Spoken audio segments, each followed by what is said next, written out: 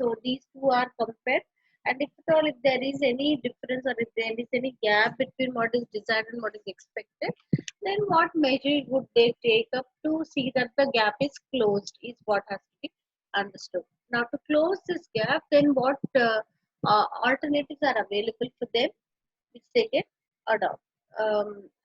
Would they work out on cutting down on the cost or incur more cost and add more features, take up research and development and activities and um, add innovative features to their products. So that is what we've looked into.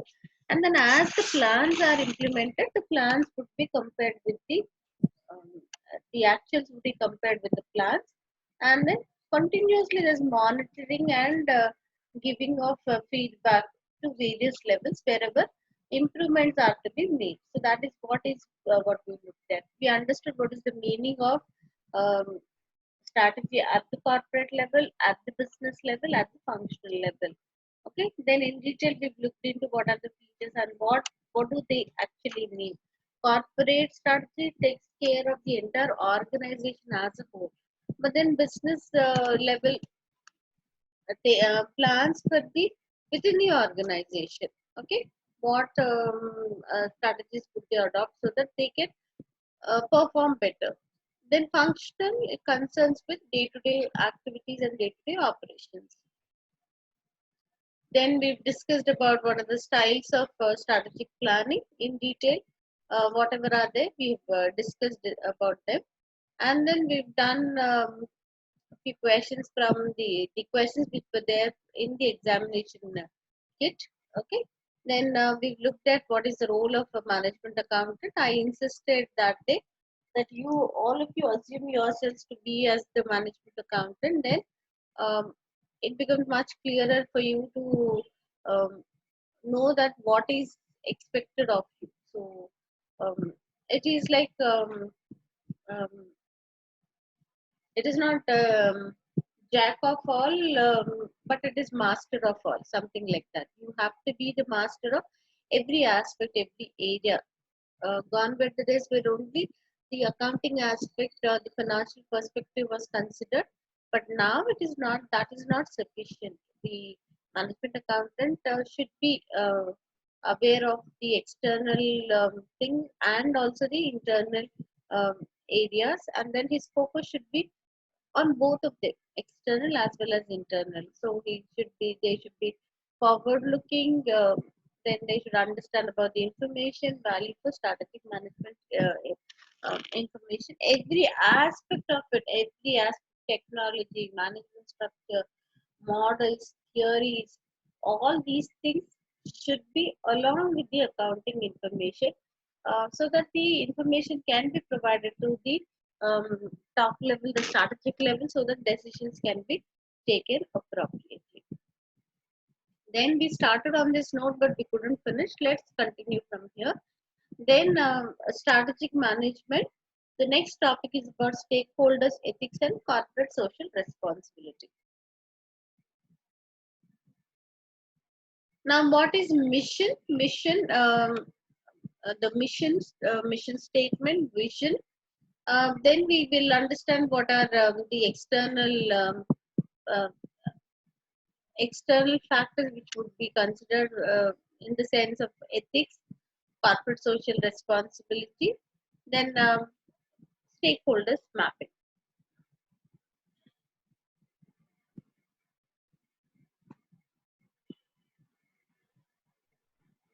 Okay.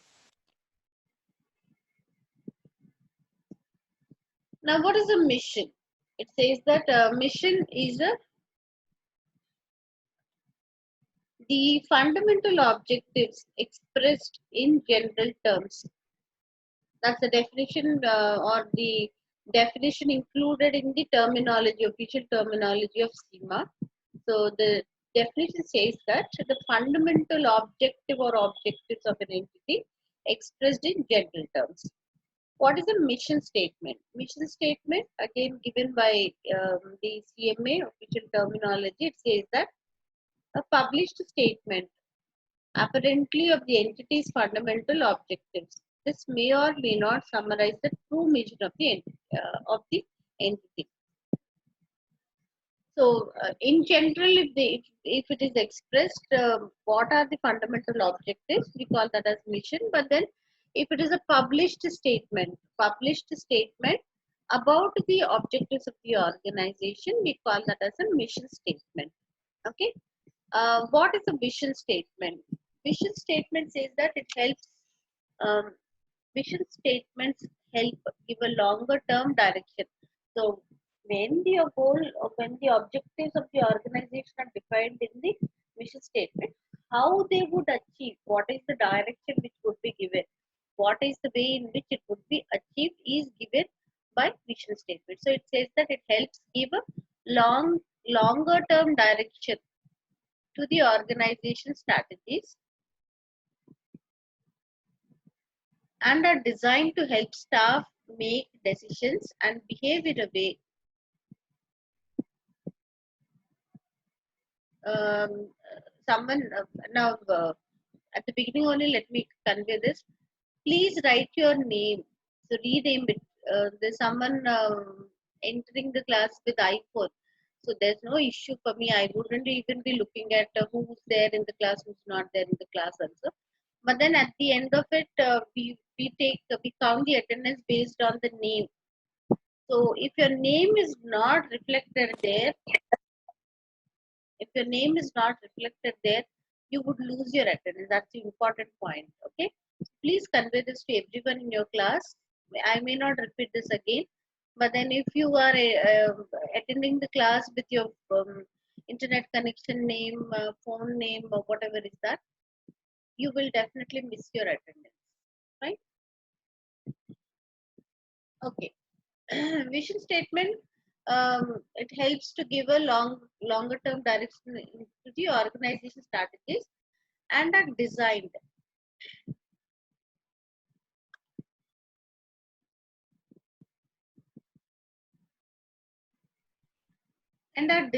to help staff make decisions and behave in a way that helps move the company towards its ideal long term position.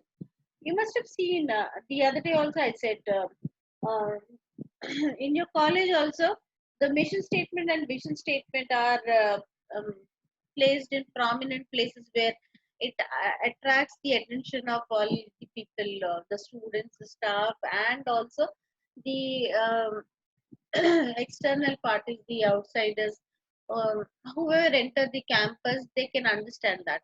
So, what does it mean to say that? What is that they are taking up? What is the course of action which they are taking up in order to achieve the mission statement? So, it sets the direction. It talks about what is the direction in which the activities will be taken up and they can achieve the objective, the fundamental objectives of the organization.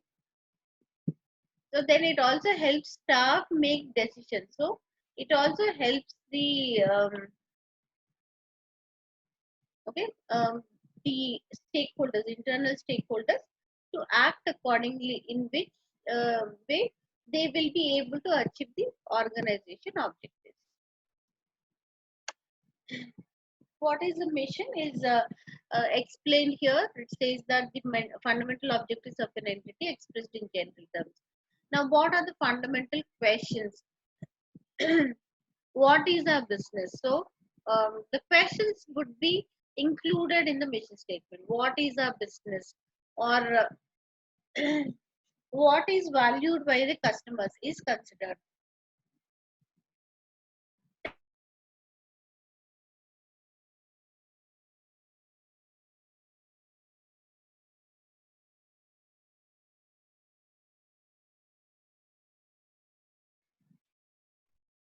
Then, what should our business be and what will our business be?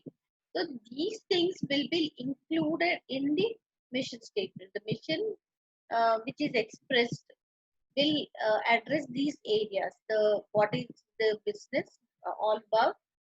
Who are their valued customers, and then what is their business at present, and what it would be in future. What is that they aim to achieve? So, what is that the objective which has to be achieved, which it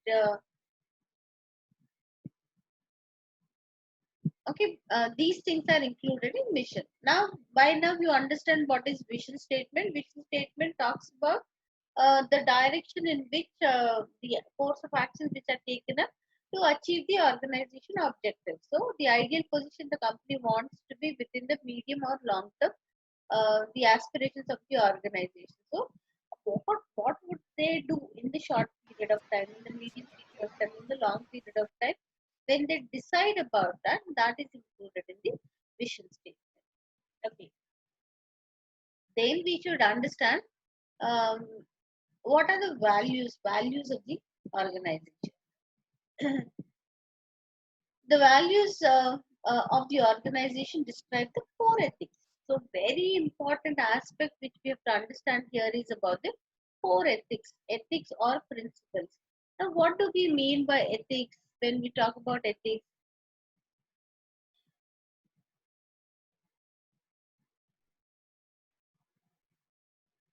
Doing the right thing. Ethics talks about doing the right thing. Okay, what ought to be done, doing what ought to be done. Um, how should they carry out their business? It has greater emphasis and importance here. So, as a management accountant also should be well versed with what are the ethical principles which an organization has to follow. So it says that it describes the core ethics or principles which the organization will abide by, but no matter what circumstances it might find itself in. In case of situations which are tougher, harder to follow, also the principles which are laid down for the organization, they would follow that. Now that is what is being ethical or the integrity aspect of the organization.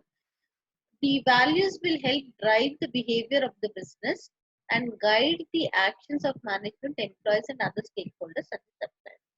Very important thing what we have to understand here is, yes, every organization has a code of ethics, a set of principles which they should follow, which they ought to follow. But then what happens is, it all depends on the seriousness of the uh, management, the top management, and the employees.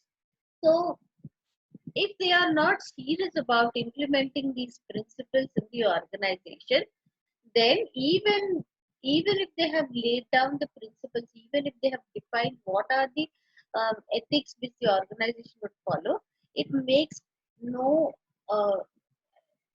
I mean, it is of no meaning.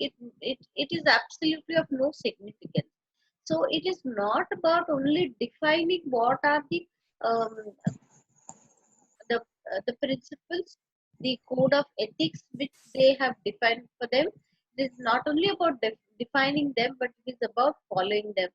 Following when the situation is easier or it is able to follow. It is not only that, but in in in situations where it is not possible for them to follow, also they ought to follow. Now the values will help drive the behavior of the business. So when they follow these principles, when they follow the ethics, then it decides now uh,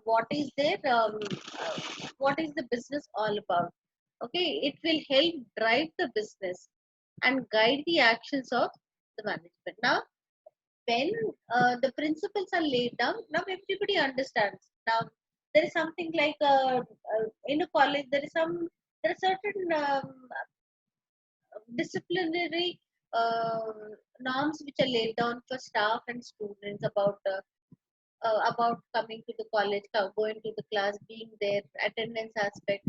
Some things which are laid down to see that the organization, the college as an organization, can perform or at the end of it achieve the objectives of providing quality education to the students.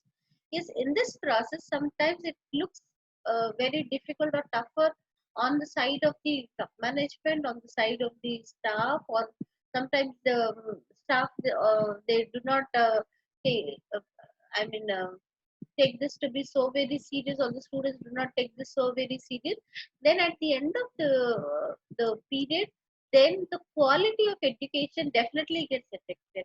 So to provide the quality, provide quality education to the student, there are certain things which have to be followed. So also in an organization, instead of focusing on the short run, instead of focusing only on that current period wherein they make compromises, instead of that, if they are bent on following the principles strictly, then whatever is the objective which they are intending to achieve, it will become possible for them to achieve. So these principles guide them.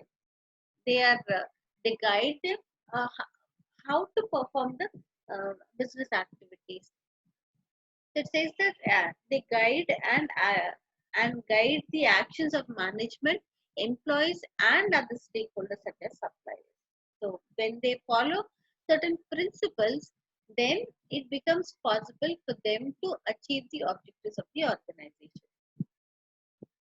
Appropriate values that are clearly stated and adhered to serve a number of purposes for the organization. The list is given here. I mean, what role does these values um, have, and then how do they affect, how do they leave an impact on various stakeholders is given to us here. The list talks about to guide staff behavior, to demonstrate integrity and accountability to external stakeholders. Okay, so some of the organizations we see that they keep talking about the quality. So all the time, so they say that we do not cut down on the quality no matter what. So there are so much of research and development we take up to see that the quality is there intact or enhance the quality all the time. So when they project that, when they are keen on following those things, then it leaves an impact on the external stakeholders as well. Now we as customers, when we look at certain companies, we feel that yes, there are these things talk about a particular quality. Now, some brands like um, let's take a simple example like energy drink. So there are certain names which are quite prominent. They've been there in the market for quite quite a long time. So they talk about we are providing this quality. Then we do not doubt about their quality thing, because they, no matter what the situation was, they never.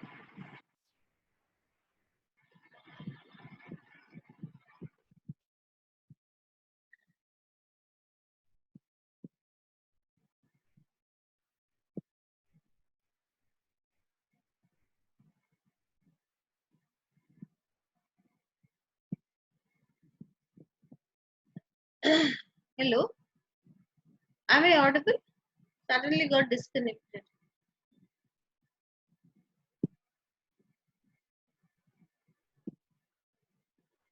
Okay,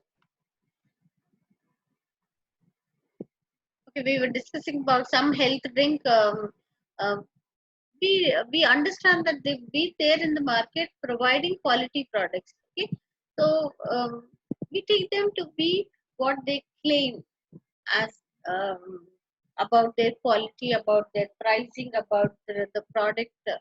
So, so to demonstrate integrity and accountability to external stakeholders. Okay, so this will have an impact on the external stakeholders as well. Then set the organization apart from its competitors. So it helps them to find their position. It helps them to find their market share. So based on the principles, based on the integrity part of it, they can place themselves apart from their competitors. If, um, even if there are many other new entrants also come into the market with their product, but still they are set apart from their competitors. And then reduce the risk of inappropriate behavior from staff. Internally also, if there is a if they are not strong and on their integrity part of it, then they correct themselves because the organization is serious about it. Whenever we talk about ethics, we should understand that the top management seriousness is what matters. In any organization, any system to be implemented, we should understand that it is the top management whether they are serious about implementing the principles or not, the ethics or not. So it sets the tone at the top. So that is very important. Now, even if the principles are laid down and then if they are not serious about implementing it, it is not at all possible to make the other employees of the organization follow the ethical principles. That is not at all possible. But if the top management is serious about that, then it becomes possible to to see that the staff also follow in that particular those principles and exhibit their ethical behavior. So it says that it reduces the risk of inappropriate behavior from staff. Now, once they understand that the top management, the organization is very serious about that, then they will not deviate from the the ethical principles. They follow those things. So the chance of inappropriate behavior from the staff is reduced. Why? Because the management is serious about implementing all these principles. Now, if suppose the student who's coming late is considered, then the student thinks that no matter when I attend the class, when I go to the college also, it's okay because I will get my attendance. So in a way, the student um, takes it very light and becomes lethargic, doesn't feel about going to college on time, attending all the classes. So that will be um, the chances of such behavior will be very high. If the student is forced that you should be there at 9:30, come to the class at 9:30, yes, he or she understands that yes, we have to be there, otherwise we would miss our attendance. So in a way, it is putting them on the right track. Okay, so it says that it reduces the risk of inappropriate behavior from staff because there are already guidelines, there are already principles which are laid down. Then, based on that, even the employees, the staff are also on track, and then the chance of they deviating from the right principles is reduced. Then it sets the culture of the organization. So then certain organizations now they boast about the work culture. They talk about the ethics. They talk about the principles, the values which they have laid down for the organization and the way in which they are following those things. So um, the work culture is also decided based on their values.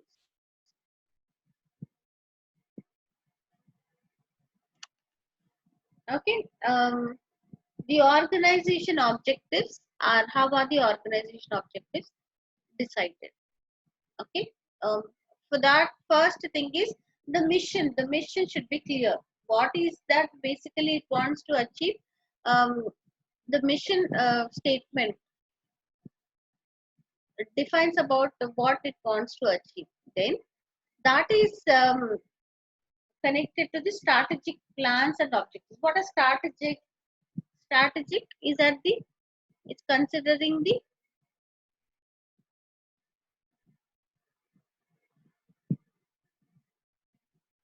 strategic means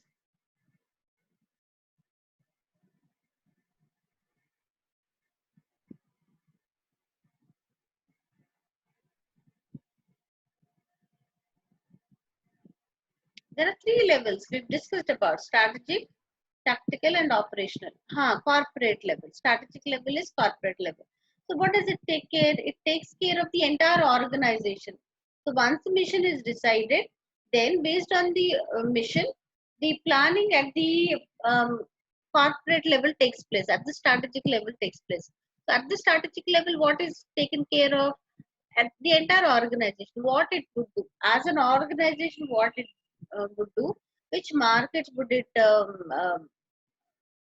place itself or sell that, what are the products or services which they would offer. So those things are taken care under strategy at the corporate level. At the tactical level,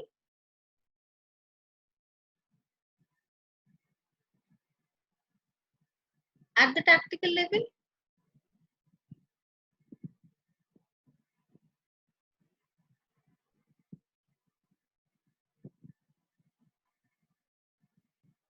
do you see this? Corporate, business, and functional. So corporate is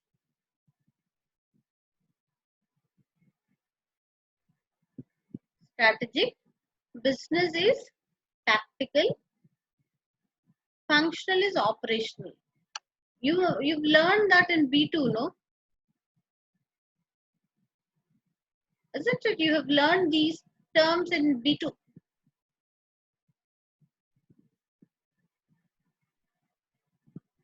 No response. Did you not? Huh? The same thing.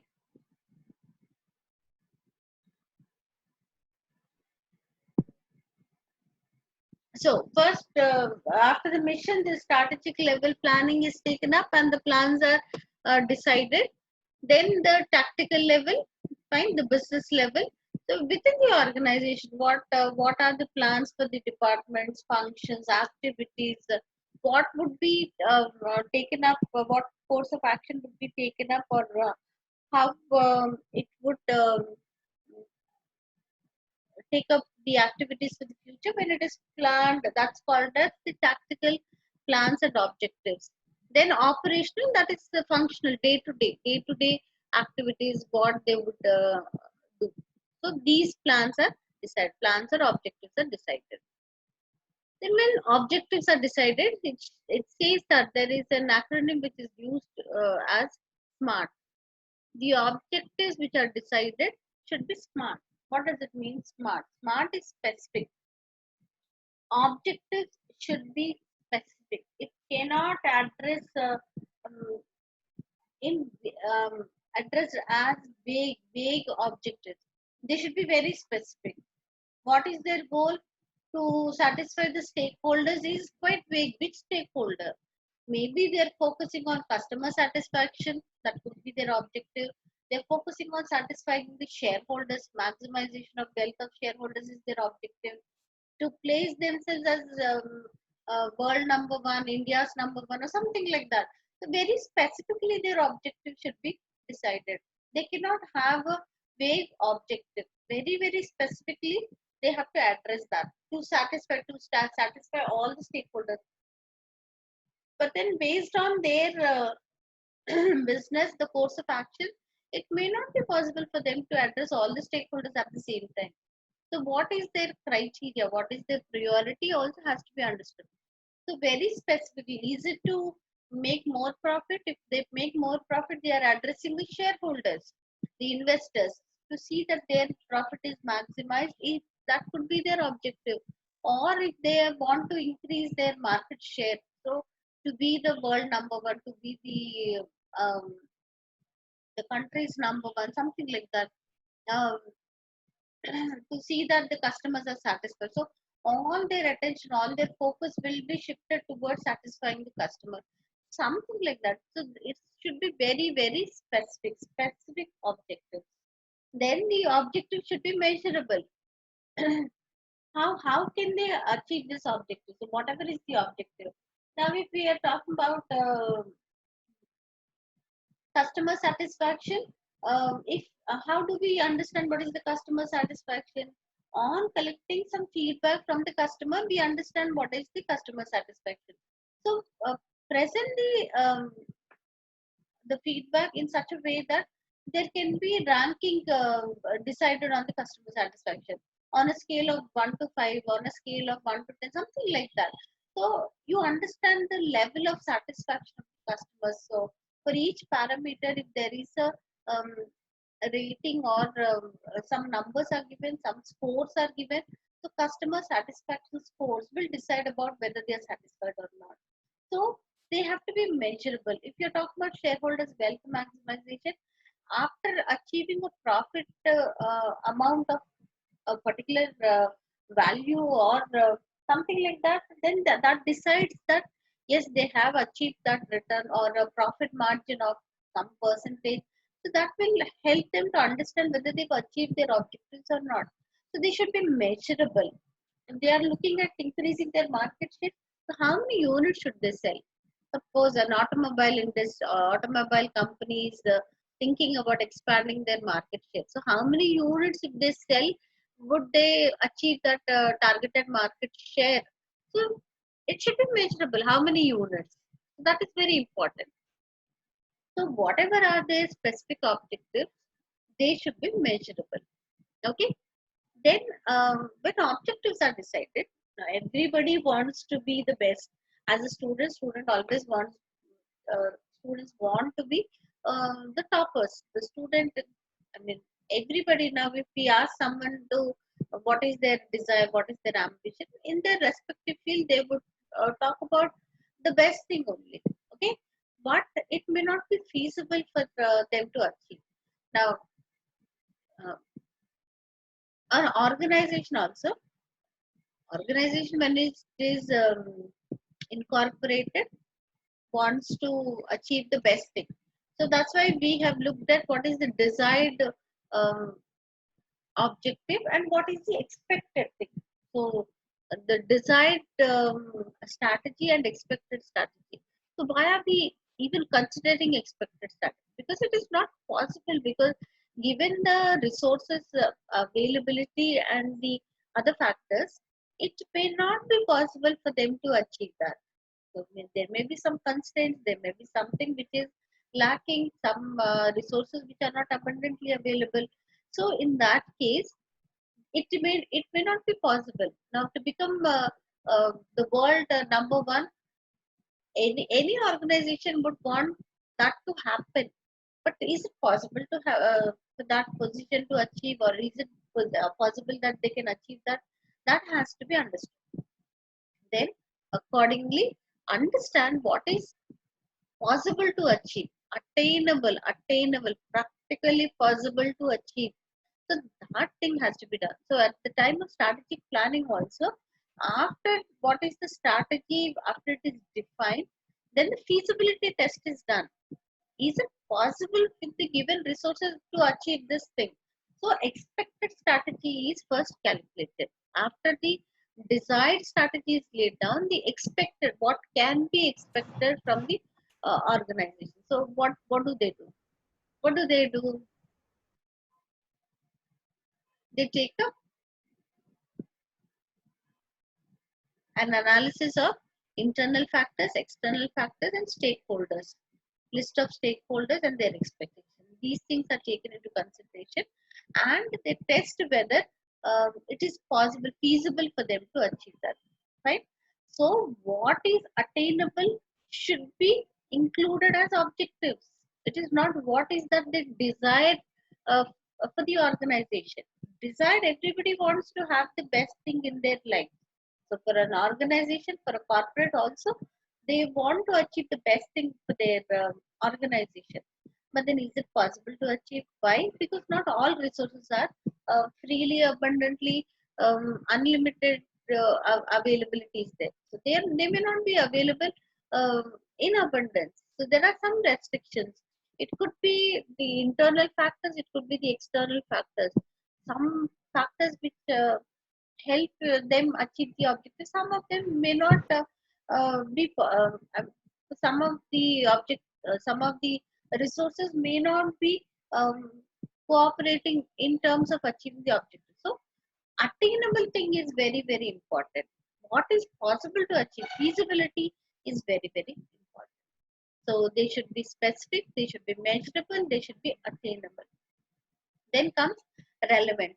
So it should be relevant to that particular condition, situation, that time period.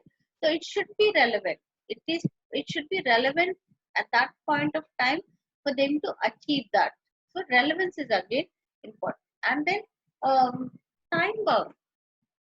Want to be the best or want to be the number one in a time period of how many years?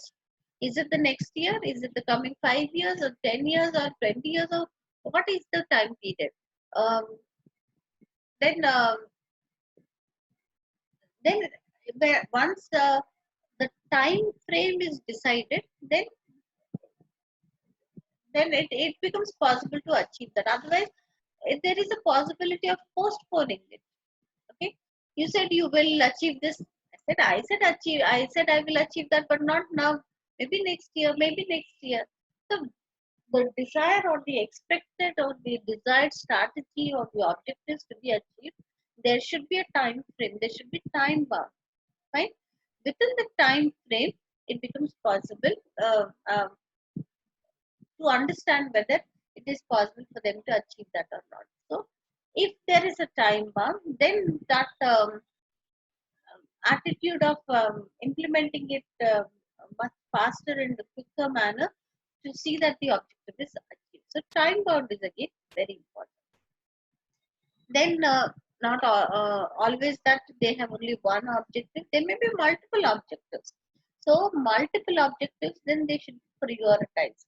When there are multiple objectives, then define what is their primary objective and what are their secondary objectives. Their objectives for the short period of time, the long period of time also can be decided. So, what is that immediately they have to take up, and what is that in the long run they will achieve.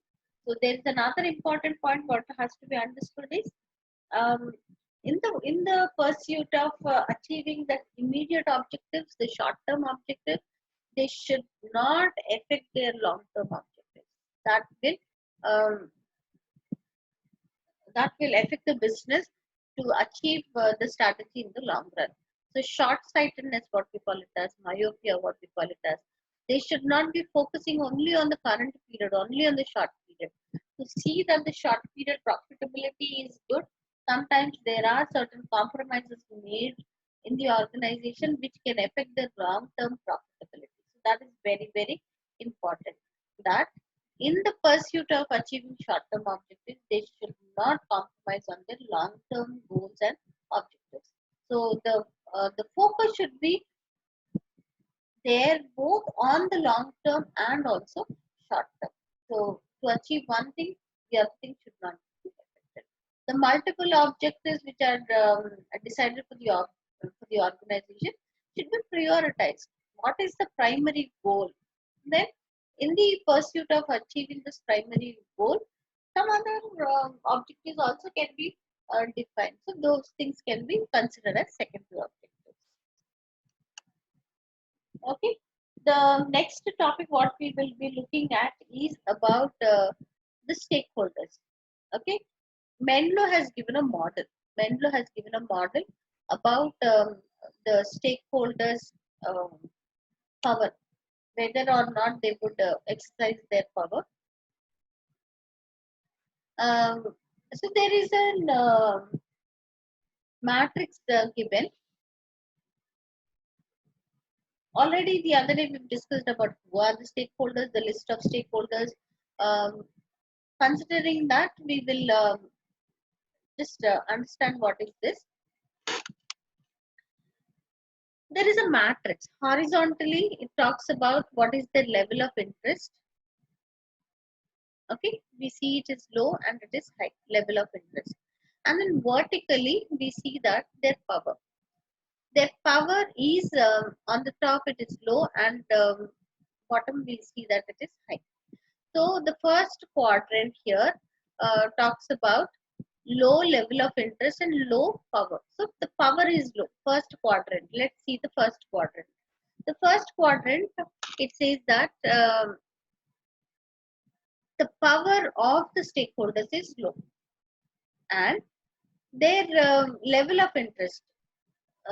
Level of interest talks about whether they would take any action, any whether they would use or exercise their power, whether they have any interest in dealing with the organization in terms of using their power. It talks about that level of interest. So as it is, they have low power. They are not very powerful. Not all stakeholders are powerful. Some of them, like general public, right? Um, they're just stakeholders. may be interested to understand about the affairs of the organization, but they do not all the time interfere with the organization and then exercise their power. As a stakeholder, they may have some power. So we can quote them, the general public, as having very low power, and also they also do not bother about what the organization is doing. So level of interest in of this group is also low. We can put them. So what is the organization which would do with this kind of group? It is the minimum effort. They just informed about something, or they are not taken about they are not taken very serious about what they, because these um, they do not have much interest in the organization, and they do not have power also. If they have low power, but they can influence other groups. Some stakeholders, they have low power. As it is, they are not very powerful, but they can instigate others, they can influence others, they can motivate others to take some action, exercise their power. As it is, they do not have the power, but they can influence those stakeholders who have power to take action. So then, such people should be kept informed. Okay, whatever is the information which they are seeking from the organization, maybe they should be provided that. Or whatever is their interest, I mean, that should be taken care of.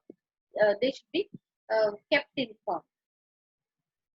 If their power is high is very very. If, the organization has to be very very careful about that. If they have high power, if they have power, so people who have power at the present moment, even if they are not exercising, that is always that the threat is always there that they can exercise their power at any given point of time. If they have high power and the chance of they exercising their power is low at the point of time, is quadrant 3 will take action against the organization in terms of implementing or exercising their power. Both of them are high, falls into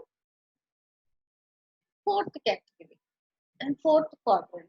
Okay, so the focus here is whether they implement it now or whether they implement it later.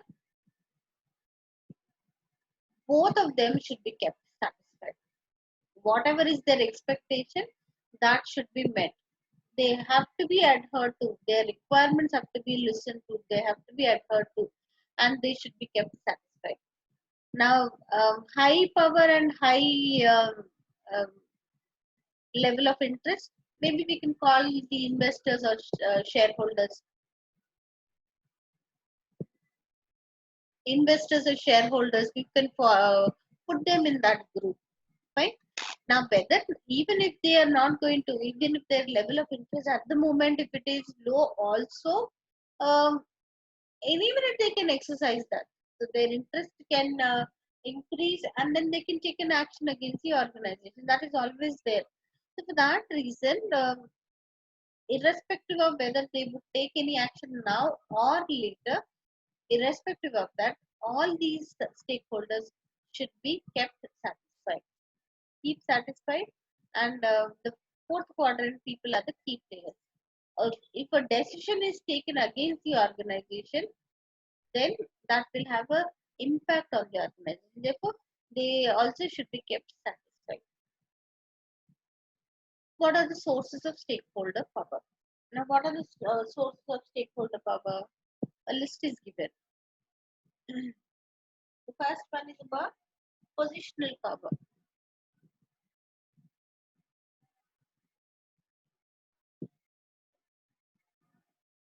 Positional power has formal authority.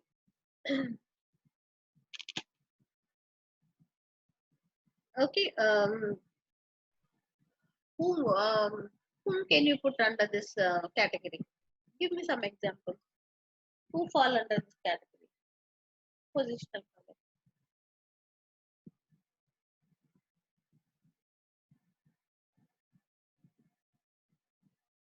Examples.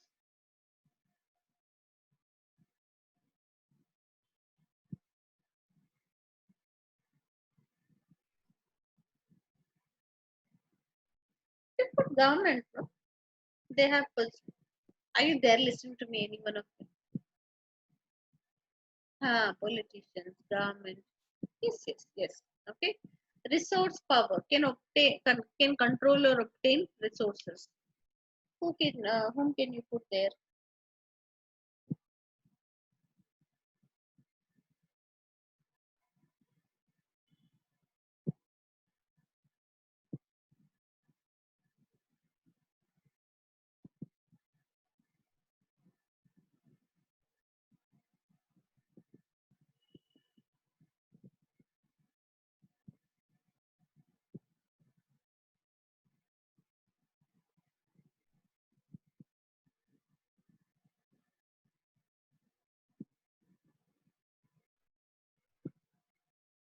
Banks, suppliers. Hmm. System power, high visibility of political access. Okay, legislation, politicians, political party. Positional power, government officials. We can put them there.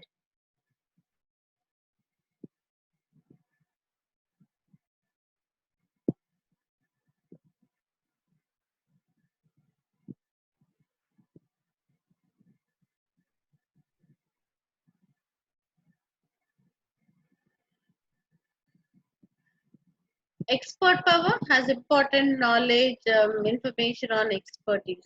Experts in that specific field. The employees or the consultants, we can present them. Then personal power has a good reputation and is usually well liked. Okay, their general impression with the general public is also very important. Right now, in this process of satisfying the shareholders, keeping the not shareholders, stakeholders. In the process of keeping the stakeholders satisfied, there may be certain issues which may arise. Okay, if when there are certain issues which arise because Mendelow's matrix is talking about keep them satisfied. Now the stakeholders should be kept satisfied, or they whatever is their requirement, that should be met. Now when that is the focus, uh, which we are um, which we understand based on the model, then in this case it is not all the while very simple and easy to follow that. There may be certain conflicts or issues which may arise in the process of satisfying the stakeholders. So, how do they these issues which arise solve? Resolving competing stakeholder objectives. First one, it says that satisficing.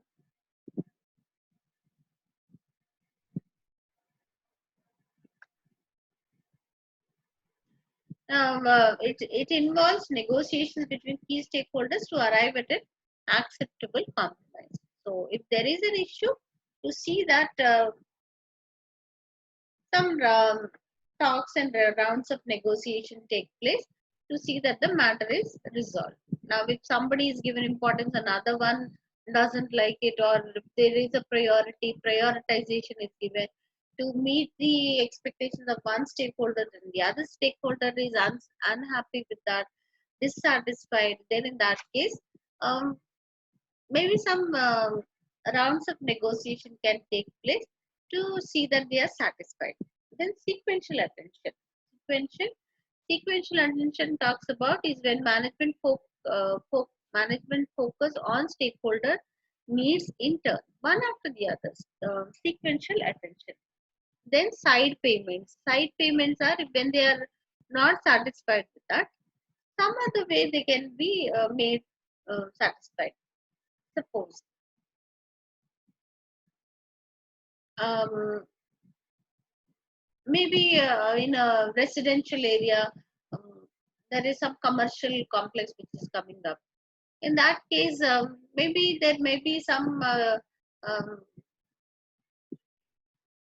issues which can arise from the residents of that particular area. In that case, maybe they can be satisfied by providing them with some other feature like that, let's say that they are provided with a health club or a garden for the kids or play area for the kids can be provided. So if there is some unrest from one stakeholder to satisfy them, maybe something else is provided to them. Side payments are where stakeholders' primary objectives cannot be met, so they are compensated in some other way. If they are not satisfied with whatever is the course of action, some other things, some other measures are taken up so that they are satisfied with that. Then exercise power is when a deadlock is resolved by senior figure forcing through a decision simply based on the power they possess. So sometimes they just use their power, exercise their power to get things done. So that's how the issues which arise are resolving competing stakeholder objectives. So when in the process of they achieving their objectives, if there are issues which arise from various stakeholders, these are the ways in which these issues can be resolved. Then there is another term called as non-market strategy. What is non-market strategy? Refers to an organization's relationship and interaction with its non-market environment. So there are list of stakeholders. Among the list of stakeholders, there are certain stakeholders who can be considered as non-market strategy, which involves governments, regulators, charities, pressure groups, media, and the public at large. What can be done? Okay, the organization may try and influence these groups through the use of corporate political activities, such as they can be involved in lobbying. Okay, um, what do you mean by lobbying?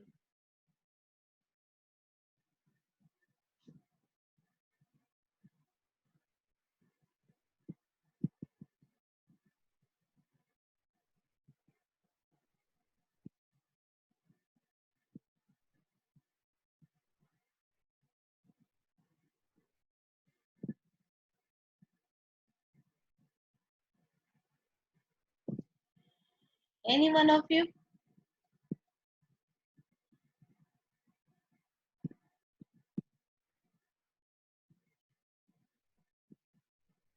Are you there, alert?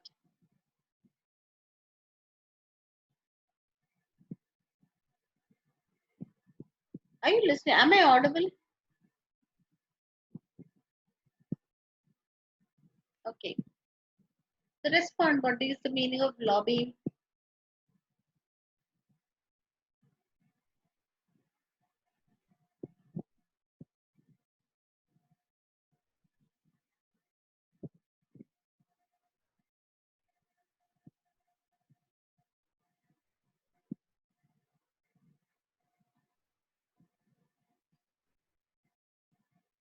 Okay. Influencing. Anything else?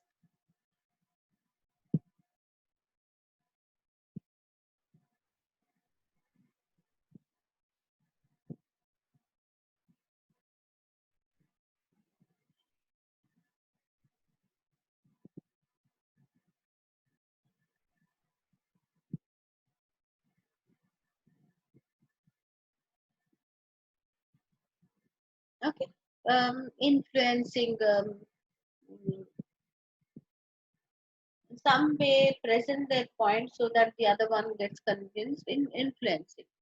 Then a donation to political parties. So forming opinions and convincing. Yes, yes, opinions and convincing others. Then donations given to political parties. That is how they can take up. some action. Then directorships for MPs and civil servants. So making these people um, uh, take up the prominent positions in the organization, like they are made as directors. Okay. Then setting up of trade and other associations.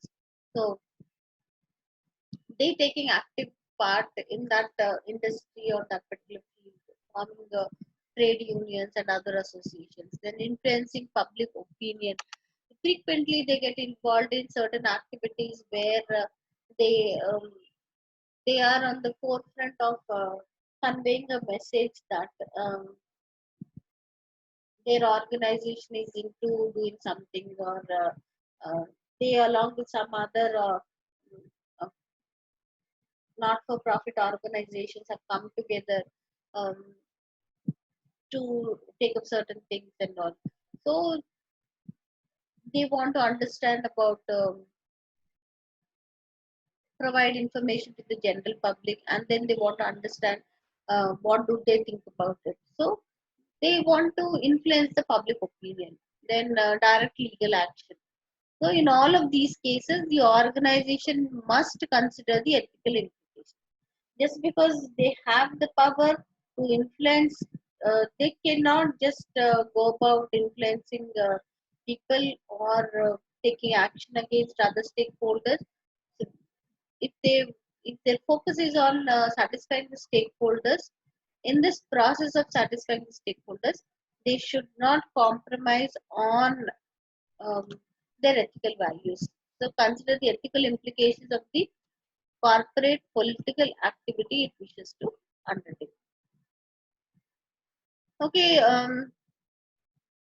let's have a quick round of what are the MCQs, and then if we finish the MCQs on these topics, we'll come back to the PPT once again, because quite some time I've been explaining that, so it must be very boring for you to only listen to that. So let's participate in the MCQs, and then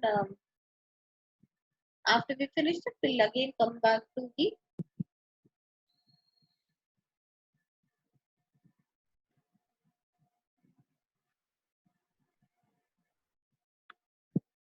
Let me put that here quickly.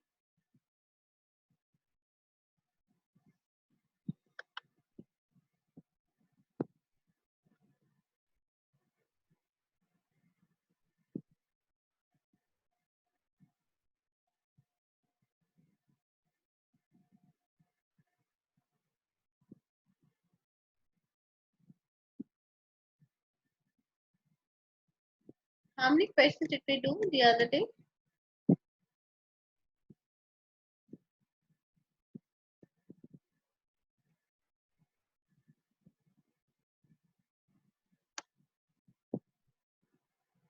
I think we've done 13.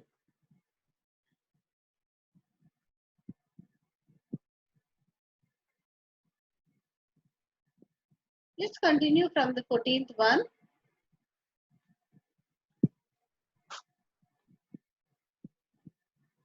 Are you all ready?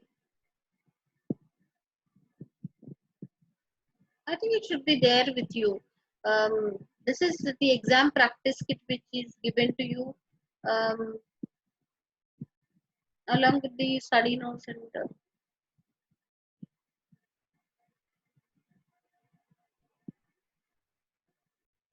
we did only 10 questions. Okay.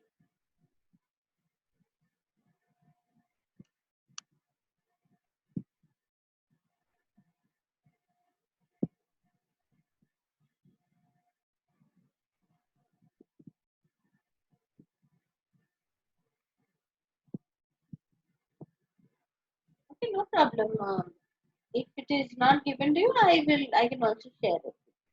At the end of the session, I will give you the PPT also for you to quickly refer to that. At the end of the session, I will give you, not today's session, this training of 40 hours. At the end of it, I will share the PPT with you. If you are not going to get this month from college or whatever is that, then I will share it with you. There's no issue with that. But did you get it for the earlier papers? For the earlier papers which you have done till now, did you receive? I'll share it. Don't worry about it. Did we do 10th or we have to do 10th?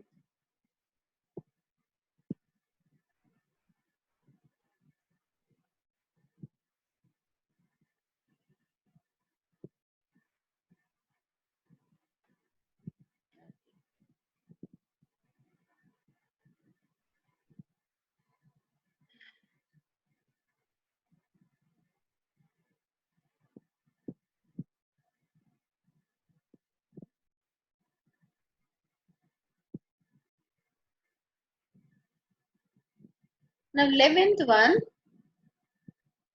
which three of the following are the duties of the company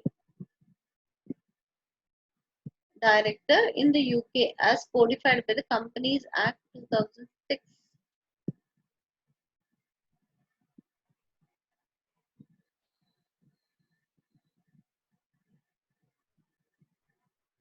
Any idea? Any clue about it? Are you aware of that?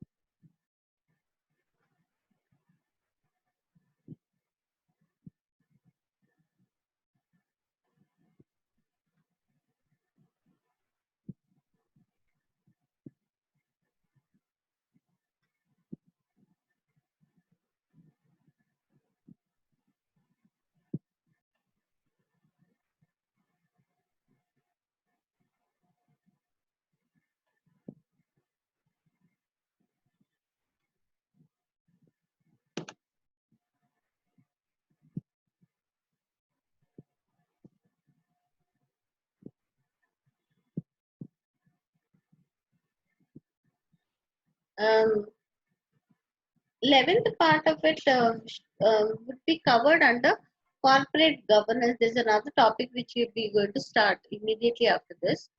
So, corporate governance is governance of the corporate.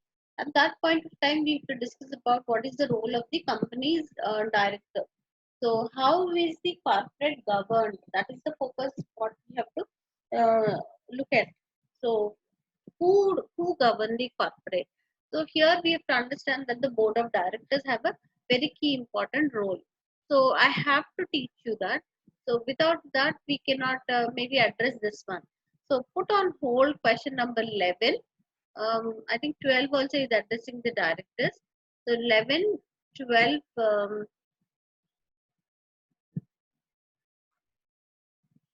13, I think we can do. 11 and 12, put it on hold. And then once the corporate governance topic is done in the class, and then you please remind me, we will look at 11 and 12 also. Right? After that, 13th question, see if you can understand this one. It is about the role of management accountant. We finished doing that topic, role of management accountant. Consider the following statements. There are two statements which are given. It says that the strategic management accountants tend to focus on internal and external factors in their analysis.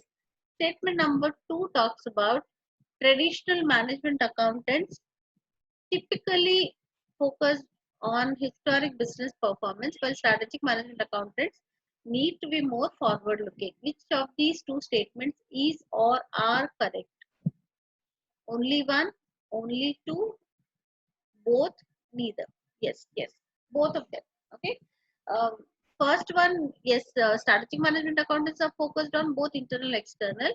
Traditional was only focused on what is the past performance, so the accounting perspective only was considered.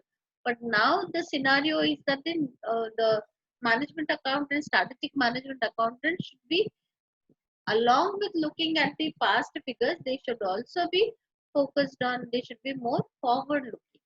Okay, so C is the right answer. Let's start with the 14th question. Mission, vision, values, and stakeholders. Y has recently published the following statement. Y aims to continually improve shareholder value by providing the best customer service in the industry to customers. Which one of the following in this is this statement most likely to be?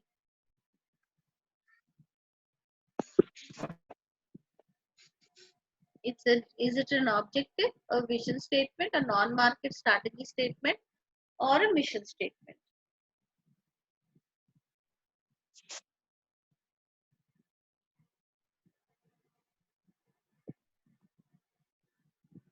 Um,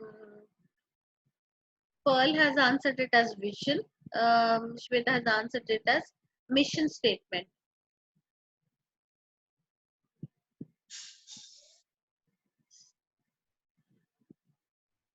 Is it an objective? Okay, a vision statement. What does vision statement talk about? It shows the direction. The time period is included. Okay, that direction is it there. Whoever mentioned it as a vision, someone has Pearl has mentioned it as vision.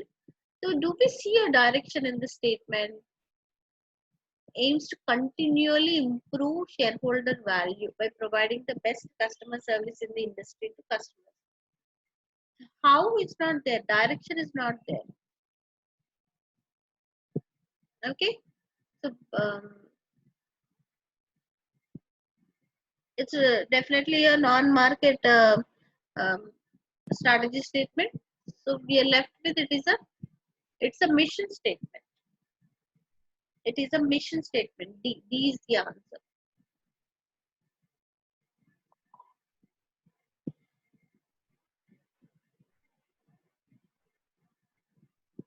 Samya, why is it not an objective? Why do you think is it an objective?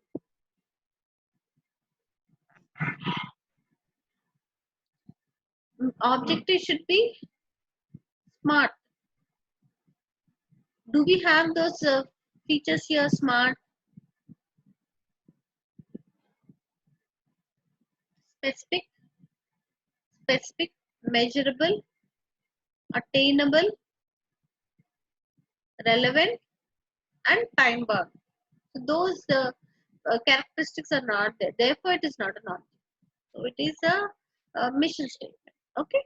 Yes, Soumya, is it clear? 15. Okay. Which two of the following statements regarding an organization's mission statements are correct?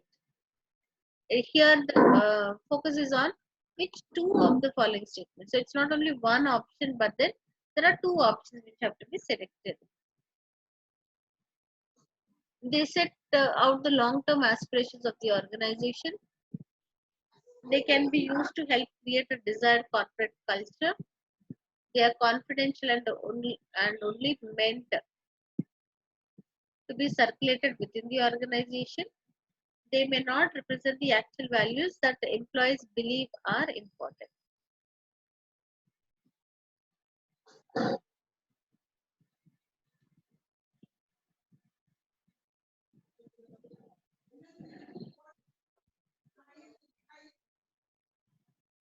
B and C. Ikra has given the answer as B and C. A and B.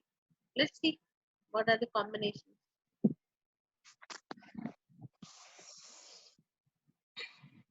So we see B is um, constant in all the answers. So can we go with B? They can be used to help create a desired corporate culture.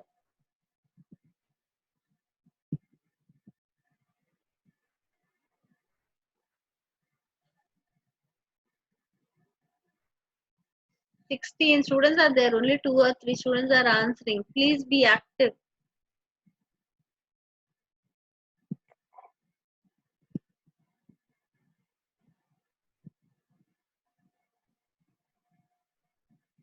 What is the mission statement?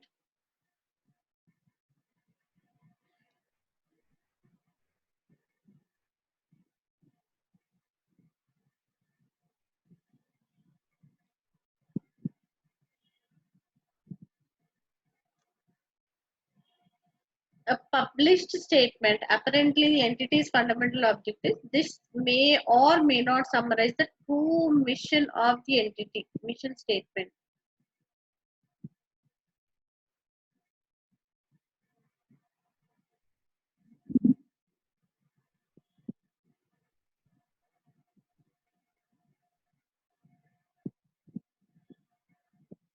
they are confidential and only meant to be circulated within the organization, C is not the option because it is a published statement. So there's no secrecy about it. That is not confidential. So C can be ruled out. C can be ruled out. Coming to D. Okay. They may not represent the actual values that employees believe are important. They may not represent the true mission. Okay. So B and D are correct. Like Pragati gave the answer B and D. B and D are correct.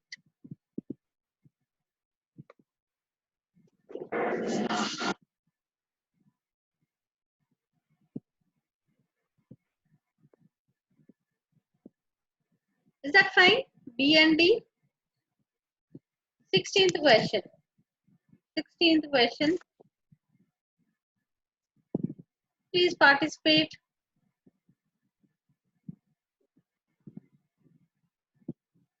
W Farm Limited, a small farming company, has been delivering milk to a group of villages in the Yorkshire area of for the last 80 years. Recently, the owner he decided to create a mission statement for the company. Which one of the following would be most appropriate for the business, for this business? To increase turnover by 10% per annum for the next 5 years, to be the greatest company in the country, to provide high quality milk for the community every day, to lobby the government for the rights of the of milk farmers everywhere.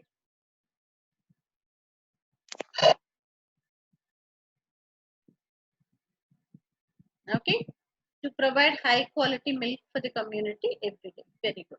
He is the right option.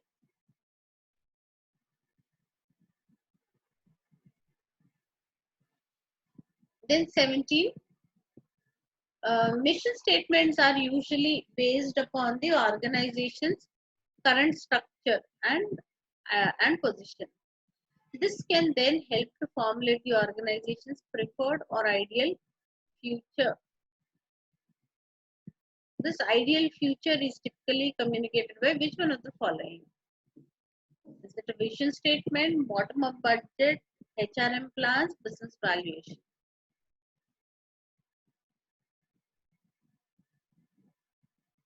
Okay, because the other things we do not know at the point of time. Bottom-up budget, HRM plans, and then business valuation. As of now, we've not discussed, so it could be vision statement. Yes. Then also,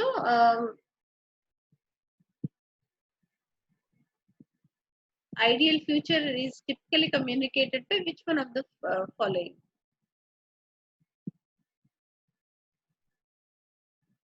It's by a vision statement. It sets the direction in which the mission statement can be implemented. Which three of the following are advantages of an organization having a mission statement? So, how many options should we select? Three we should select out of five. So, only two have to be ruled out. Provides a basis for control of an organization, helps instill core values to staff, is seen as public relations exercise, improves communication with all stakeholders, non-specific, allowing managers to choose whether to adopt it. A, B, D. Provides a basis for control. Uh,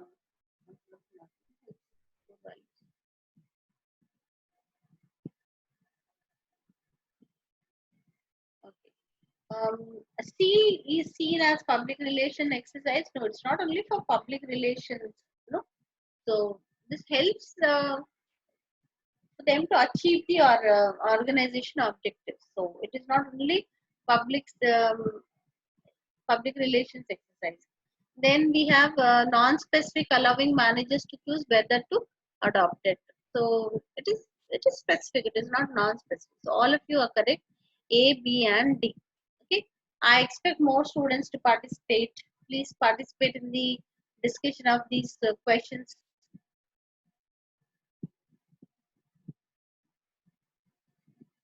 According to the SMART framework, which one of the following is the required feature of an objective?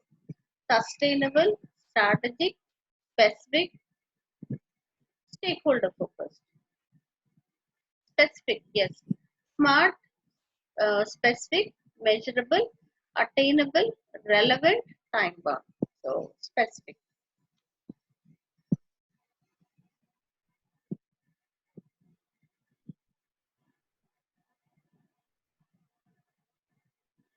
Then we have HUH makes household furniture. The market is competitive and customers choose their furniture supplier by the quality of a manufacturer's products. HUH has set itself the following objective: to produce perfect quality furniture. Which one of the following SMART criteria does HUH objective meet? Now, which one will is this addressing? Attainable, to produce perfect quality furniture. Is it attainable?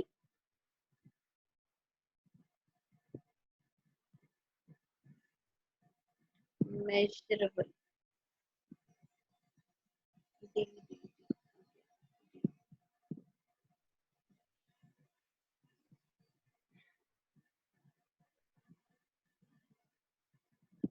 It's not attainable.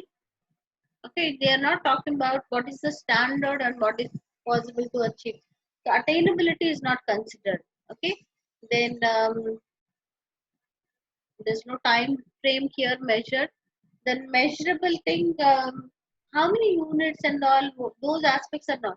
Here it talks about, because they are into manufacturing furniture, they want to produce perfect quality furniture. So it should be relevant. So they are, uh, relevance is the right answer. Relevant.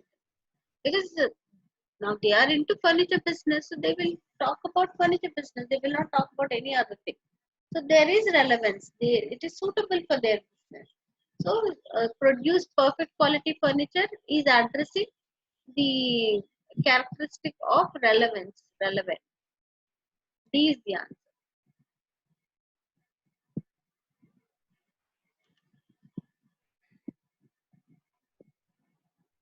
Yellowburn University, a not-for-profit higher education organization, has the following mission statement: we aim to deliver excellent tuition in state-of-the-art facilities to help develop socially responsible students and to contribute to global academic research. Which two of the following would be appropriate objectives to fit in with this mission?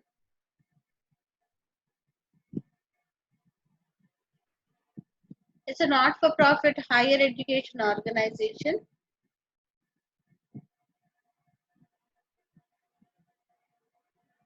has the following mission statement. What's the mission statement? We aim to deliver excellent tuition in state-of-the-art facilities to help develop socially responsible students and to contribute to global academic research.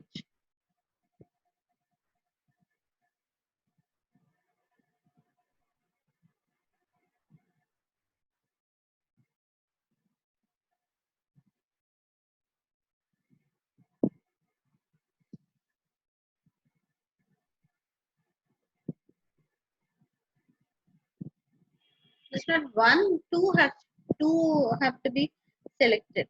So A to E. Out of these five, select any two. A and D, D and D, A, D.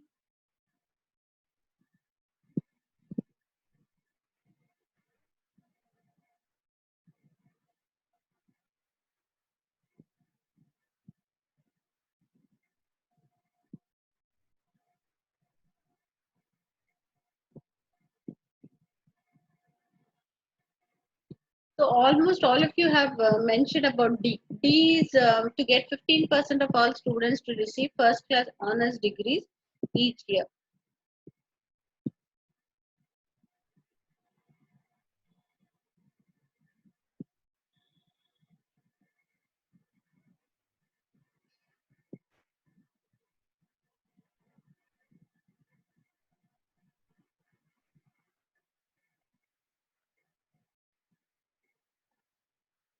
Okay, let's discuss. So we'll go with D.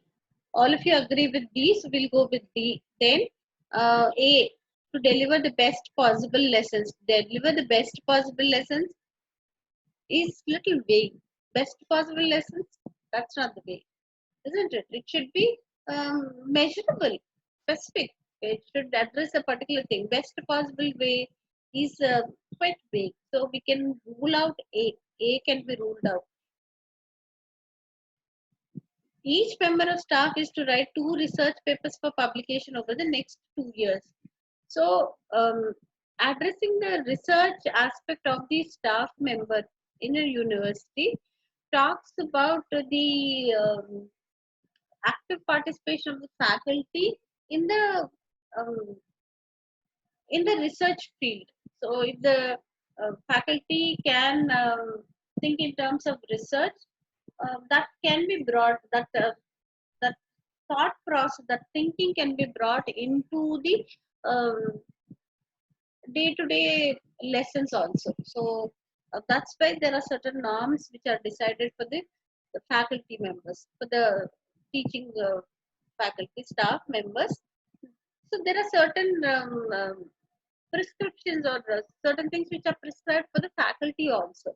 So here it says that each staff member has to publish at least 2 papers in the next 2 years. So there's one requirement. Then C talks about to increase car parking space at the university by 10% in the next 12 months to improve access. He talks about to ensure 100% attendance from all students for every lecture. So E can be ruled out. Is it possible, easy to achieve 100% for all the students?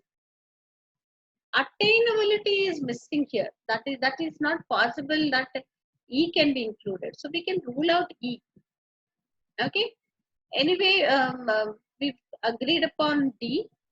C can also be ruled out because it talks about car parking space, wherein this is a higher education organization. Car parking is an additional facility provided, but that's not their core objective. Their core objective is not to provide space for car parking. So we can rule out C, we can rule out E. E we can rule out because it is not attainable. And all of them having 100% aim can be there, but is it feasible to achieve? It is not feasible to achieve. So we can rule out E, we can rule out C. So A also has some vagueness. To deliver the best possible lesson is what does it mean? How should they? How do they want to deliver their lessons? So uh, the measurability, the specific thing about how would they deliver? Is it by classroom teaching or some other resources are used? Those things also should be attached to that. We can rule out A, C, and E. So we are left with B and D. And then justifiable, yes, it is taking care of the faculty who are teaching there in the university. So it is addressing that aspect. D is talking about 15% of all students to achieve a particular grade. So the answers are B and D, not A, C, and D. B and D are the right options. Yes, is that clear? B and D.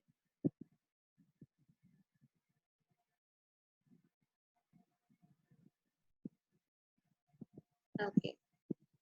22. According to Braithwaite and Rahos, which three of the following actors make up civil society?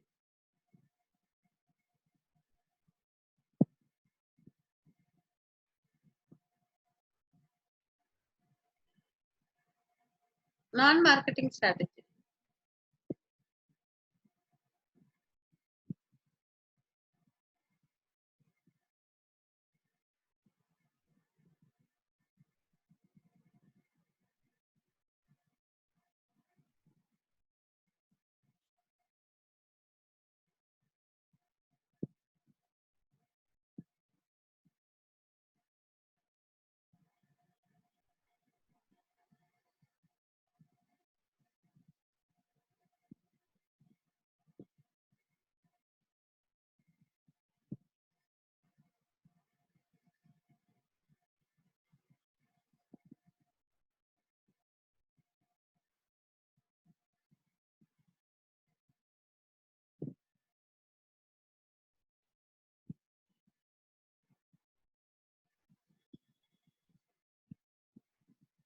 Non-market strategies.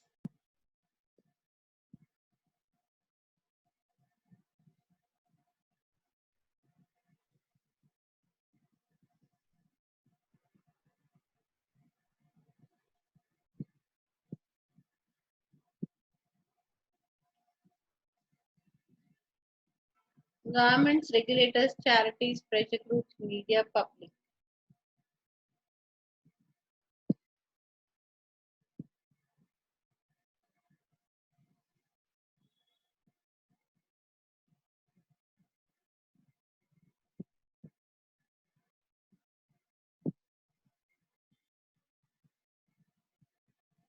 A is there, yes, knowledge-based communities. C is also there, mass public.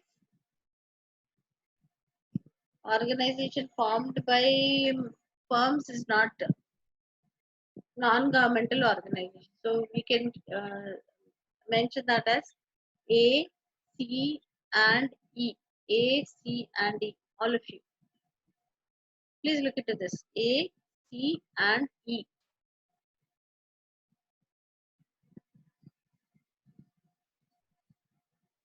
23.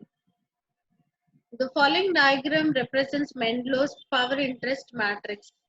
Okay. So A, B, C, D. Which of the following quadrants of the above diagram represents stakeholders that need to be kept satisfied? Who should be kept satisfied?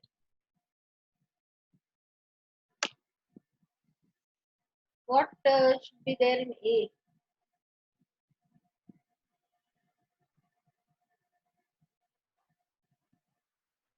C is the right answer, but quick revision. A, what should be there?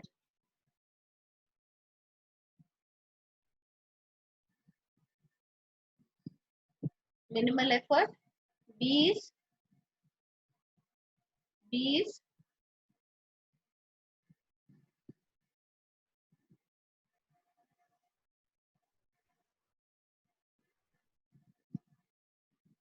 keep them informed. Yes, yes, good. Keep informed. C is they should be kept satisfied. D is key players. They are the key players who can um, leave a high impact on the organization by their actions. So they are key players. Good. 24.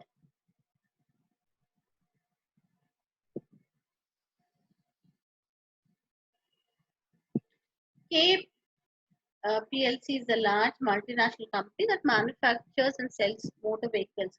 It has recently undertaken an analysis of its stakeholders using Mendelow's power interest matrix. During this analysis, it has identified four stakeholders. According to Mendelow's matrix, which of these four stakeholders should K adopt a keep informed strategy towards in the following scenarios? Select all that apply. When it says select all that applies, it can have more than one option.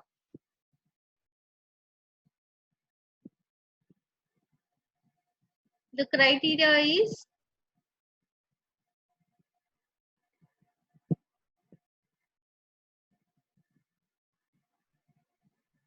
keep informed. Keep informed belongs to which category? B category. So keep informed. Now just read that and then understand which one is applicable.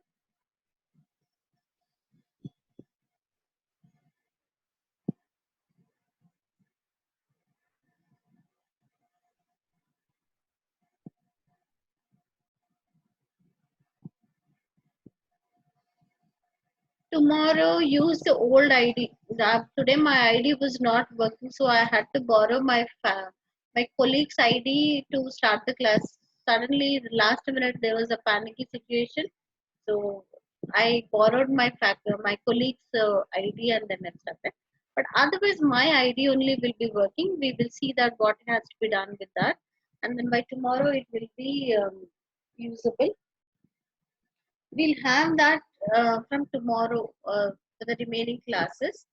Please log into the first link which was sent to you, not today's link. Okay? Just for today's class, this link is applicable. Um, from tomorrow's class onwards, we will use the first one, my ID, which I have initially sent you.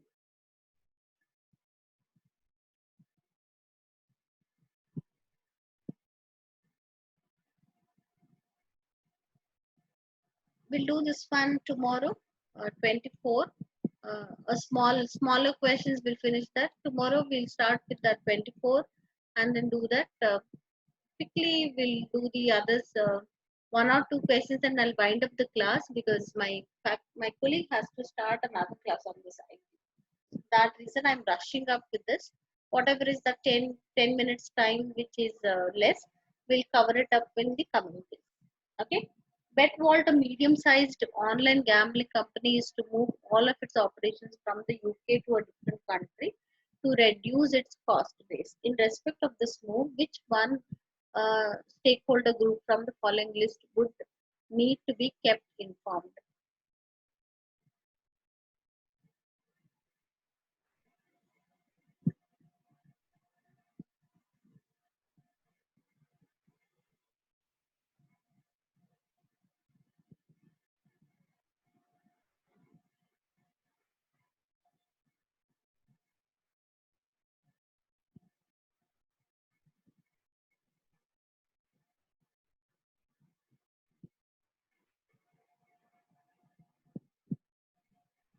They have low power and um, okay.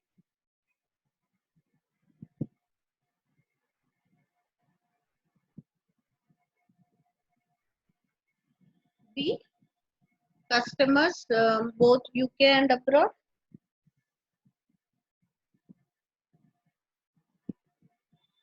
Customers are very powerful, no? Don't you think so? Customers are very powerful.